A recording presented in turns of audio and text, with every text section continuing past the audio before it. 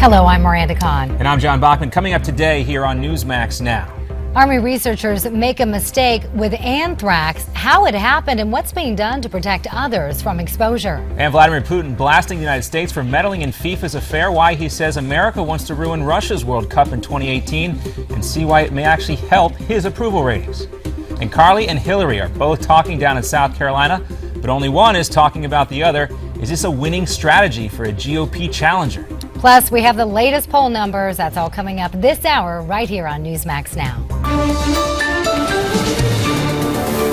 And good afternoon and welcome to this Thursday edition of Newsmax Now. Well, things are looking even more crowded today in the GOP presidential field, with more candidates in a new poll showing a five-way tie at the top. We'll talk about that in just a minute, but first we want to get to that first big oops from Army researchers. The Pentagon now confirms that live anthrax was inadvertently sent to labs in 9 states and a U.S. airbase in South Korea. The shipments were all from a military lab in Utah, where the anthrax was supposed to be dead, but in fact it was left alive so that labs could do research. Officials say there's no threat to the general public right now, but more than 24 people are being treated as a precaution.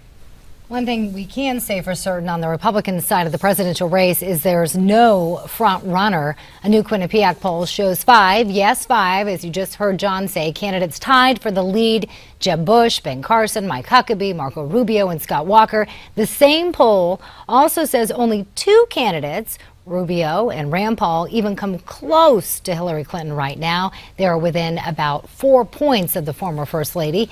The election, just in case you're wondering, is just a little more than 529 days away. And talking about that growing field just this morning, former New York Governor George Pataki has made it official, announcing that he is going to run for president.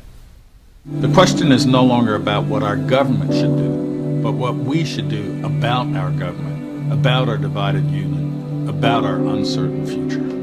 Well, Pataki served 3 terms as governor of New York. And he joins another Republican who jumped into the race yesterday during a visit to Western Pennsylvania. To announce that I am running for President of the United States. And this is Rick Santorum's second run at the White House. The warning today for the Houston area: get ready for more flooding. The San Jacinto River is expected to be about 3 feet above flood stage, sending more water into the Houston suburbs. At least 6 people have died in the rain and floods in central Texas. We are still in search and rescue mode. We are still looking for viable victims. 11 people are still missing as they look for those viable victims. The Blanco River surged throughout the tourist town of Wimberley. Oklahoma has also been swamped. Take a look in Lake Texoma. A bridge that was rebuilt following a flood back in 2007 has been covered again by water. Large parts of the state are under a flash flood watch. In all, between Texas and Oklahoma, at least 19 people have died. Well, it looks like someone in Russia may have been behind the theft of data from the IRS. Several reports say computer logs trace the attack back to Russia. The thieves used an online form to steal information over the course of about 4 months. In all, they got private details on about 100,000 U.S. taxpayers. The Obama administration backs down on its fight over amnesty. The White House now says it will not appeal to the Supreme Court after a federal court blocked the president's executive orders. That order would have protected millions of illegals from deportation. The ruling now leaves the president's orders on hold as a lawsuit brought by several states moves forward.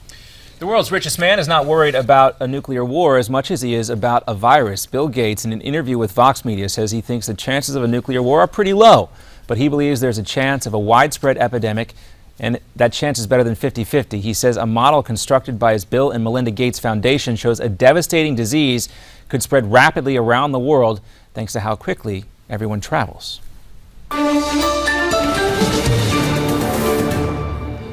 I wanted to focus back in on those 2 female presidential candidates based on what played out in South Carolina. Of course, we're talking about Hillary Clinton and Carly Fiorina, both campaigning down there in South Carolina, one of those early primary states. CNN reporting that Fiorina may be a bit of a fly in the ointment for Hillary.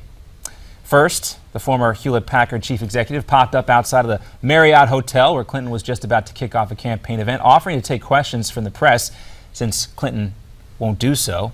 45 minutes later, 6 blocks down the road where Fiorina was there again, bragging to the South Carolina House Republican caucus about what she'd just done as they chewed on grilled chicken at a Hilton hotel luncheon. Hillary Clinton, though, tried to shift the focus, saying, quote, "We should show more respect towards each other."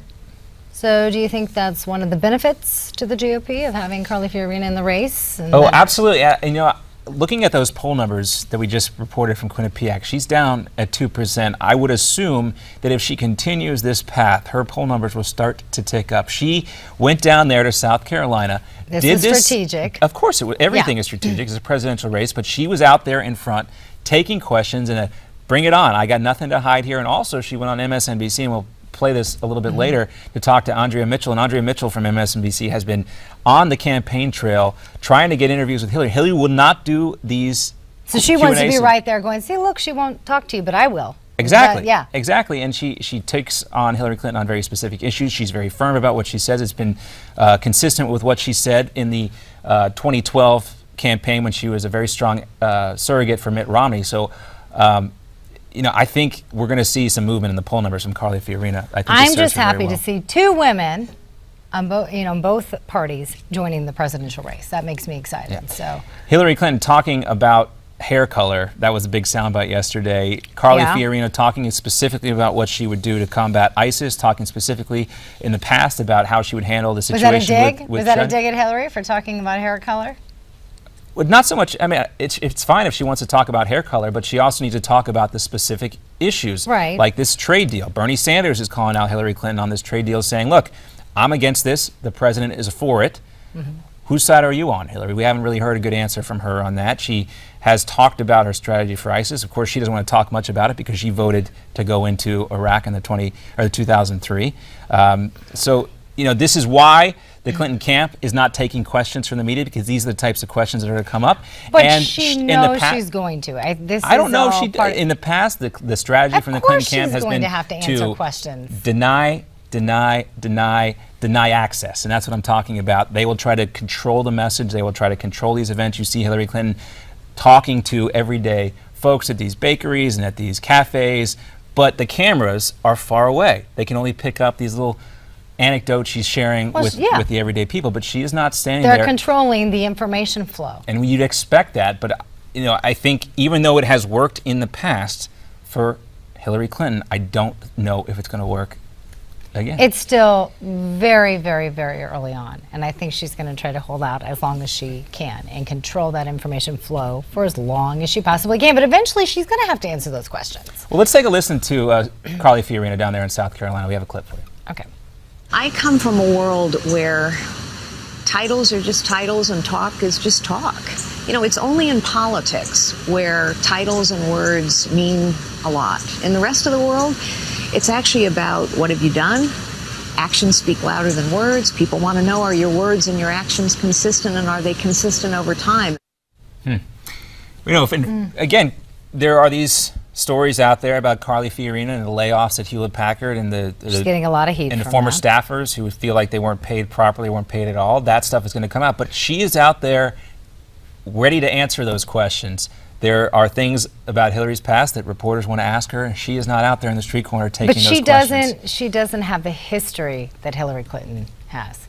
No, and I think that's exactly what that's the point she's trying to make. Right. She's not part of this legacy. And that could work for her or legacy. against her, though, because she lost a race. But she would not be the first person to lose a race and come back and win another one. No, well, it'll be exciting to see nonetheless what happens. Like I said, I am happy to see two females running to become the next president of the United States. You know, of course, Carly Fiorina Whether they win is or running. not. I'm not saying I'm for either one. I'm just excited to see that happen. Well, we have that poll. Let's put that up again. Carly Fiorina is not running against Hillary Clinton right now. She is running against the rest of the GOP field. And as we mentioned before with that Quinnipiac poll, she's polling at 2%. The rest of the leaders up there at 10%. But it's early, and anything can change. And Donald Trump up there at 5%. That was another big surprise for me. Yeah, what a surprise that it's high, or did you expect that he's it in the lower, running? I mean, what? you know, he has made a point to say he's serious about running, and obviously the respondents to this poll believe him that he's serious. I don't know. What do you think? Do you think he's? He says he's serious. The voters believe I don't he's know. serious. We'll Time will find tell. out. More coming back here on Newsmax Now. We'll be back with more headlines right after this.